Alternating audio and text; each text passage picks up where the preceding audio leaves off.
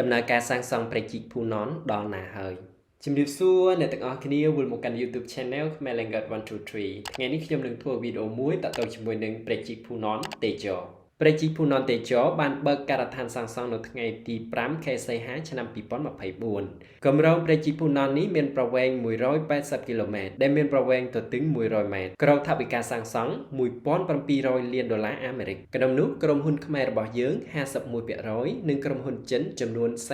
49% ដែលតបជាប់ប្រព័ន្ធទន្លេមេគង្គនិងផ្លូវសមុទ្រដោយឆ្លងកាត់ខេត្តចំនួន4រួមមានខេត្តកណ្ដាលខេត្តតាកែវខេត្តកំពតនិងខេត្តកែបតើដំណើរការសាងសង់ព្រះជីកភូណនដល់ណាហើយគិតមកដល់បច្ចុប្បន្នគឺក្រសួងសាធារណការនិងដឹកជញ្ជូនបានបិទបញ្ចប់ដំណើរការផ្ទៀងផ្ទាត់និយាមការកំណាត់ទី1នៃព្រះជីកភូណនដែលមានចម្ងាយ21គីឡូម៉ែត្រដោយឆ្លងកាត់ខេត្តកណ្ដាលខេត្តតាកែវកំពតនិងខេត្តកែបជាងយើងដឹងទាំងអស់គ្នាហើយថាអ្វីៗគឺនៅក្នុងការគ្រោងទុករបស់រាជរដ្ឋាភិបាលទាំងអស់គឺអភិវឌ្ឍមួយដំណាក់កាលទៅមួយដំណាក់កាលពីព្រោះគម្រោងព្រះជីកភូណននេះប៉ះពាល់ដល់ប្រជាពលរដ្ឋច្រើនជាង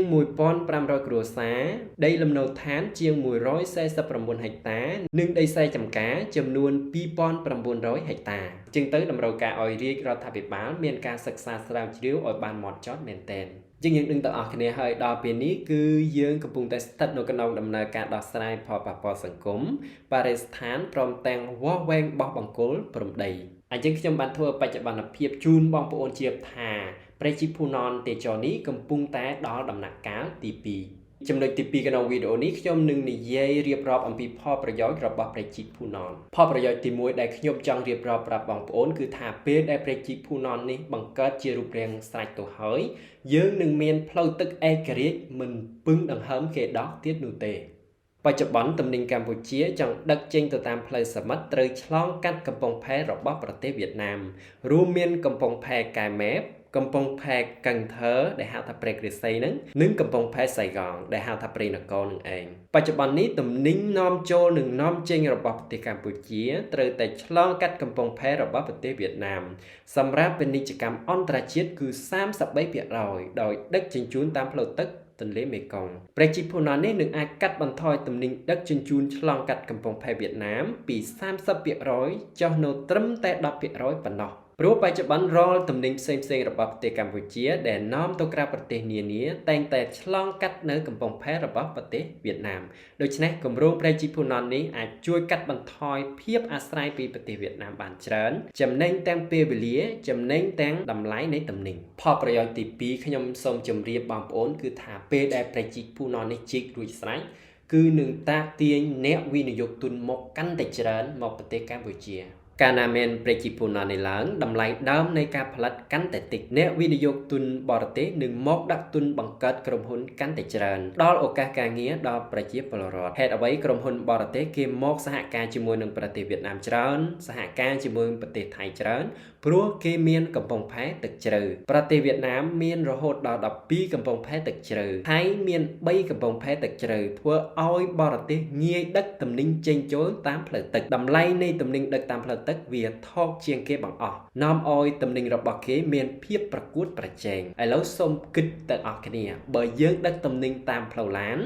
គឺ100ឡានទៅបាន1រទេះភ្លើង5រទេះភ្លើងទៅស្មើកប៉ាល់មួយពេលដែលយើងដឹកតាមផ្លូវទឹកហ្នឹងគឺចំណេញថ្លៃដឹកជញ្ជូនច្រើនមែនតើជាកត្តាតាក់ទាញនៅការវិនិយោគព្រោះតម្លៃមានភាពប្រកួតប្រជែង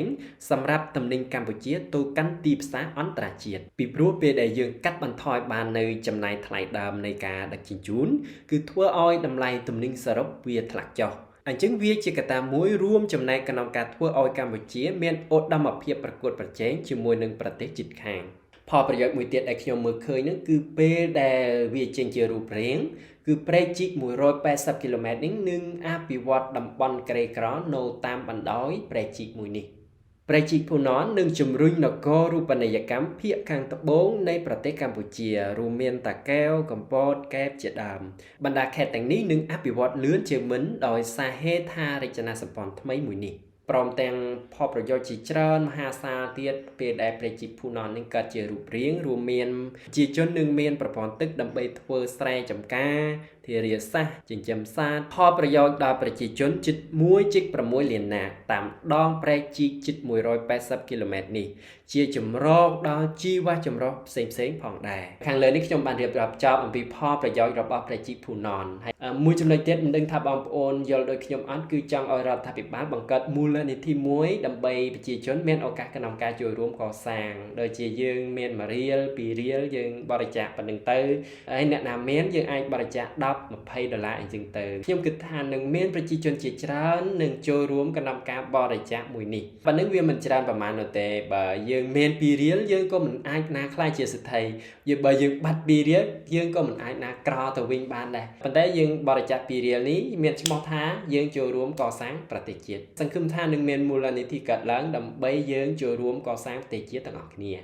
សង្ឃឹមថាបងប្អូននឹងចូលរួមអបអរសាទរនៅគម្រោងប្រវត្តិសាស្ត្រព្រះជីកភូណននេះបងប្អូនឃើញមតិរបស់ខ្ញុំយ៉ាងណាដែរអាចបញ្ចេញមតិនៅខាងក្រោម comment បានហើយកុំភ្លេចចុច like និង subscribe YouTube របស់ខ្ញុំផងណាសូមអរគុណនិងជម្រាបលា